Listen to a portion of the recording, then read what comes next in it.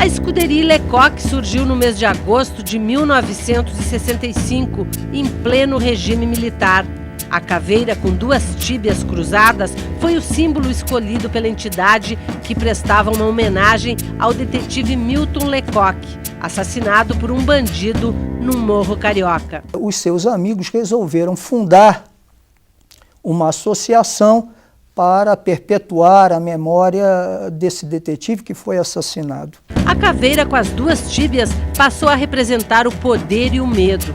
Os integrantes da entidade orgulhosamente ostentavam o símbolo que abria todas as portas. O lema da escuderia era o mesmo do Esquadrão da Morte, o de que bandido bom era bandido morto. A exemplo de outros esquadrões da morte criados durante o regime militar, a escuderia Lecoq chegou a ter 3.800 membros nos anos 90 e filiais em todo o Brasil e América Latina. A organização era basicamente formada por policiais civis e militares, mas no Espírito Santo também tinha em seus quadros autoridades do Legislativo e do Judiciário. Foi pela persistência deste delegado, ameaçado de morte e respondendo inúmeros processos para afastá-lo da investigação, que o trabalho filantrópico da escuderia foi desmascarado. Naquela época, nós pegávamos um inquérito daquele de homicídio e vimos, bem, quem que pode ter assassinado essa pessoa?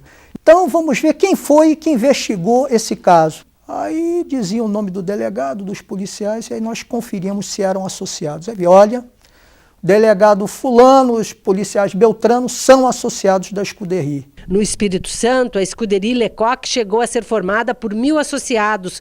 O grupo estava envolvido em dezenas de crimes, como tráfico de drogas, jogo do bicho, roubo de carros e assassinatos. A distorção foi tão grande que perícias passaram a ser elaboradas de forma a dar uma conclusão diferente daquilo que havia ocorrido num determinado episódio criminoso, não é? E isto ensejou a impunidade, até porque quem participava da execução era exatamente quem ia investigar o crime. Em 1991, 30 meninos de rua foram assassinados no Espírito Santo. Os cadáveres das crianças entre 10 e 14 anos eram expostos nas principais ruas de Vitória. Os policiais atribuíam os assassinatos a bandidos que estariam agindo livremente em decorrência de greve na polícia. O clima ficava mais tenso, ia ficando mais tenso e os sindicalistas ameaçavam medidas mais severas contra o governo, ou seja, chegaram uma vez a invadir o departamento médico legal, a impedir o recolhimento de cadáveres. Podem imaginar uma pessoa que perde um parente e na hora de enterrar o seu morto, o cadáver não foi recolhido, o cadáver está sendo devorado por urubus na rua. Né? É uma coisa assim muito triste e vergonhosa.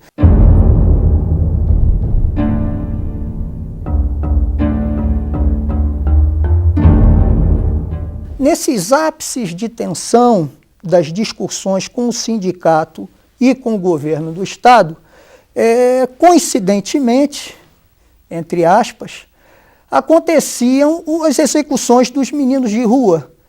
E uma coisa interessante, as execuções eram para que todo mundo visse, para o jornal noticiar a falência do Estado.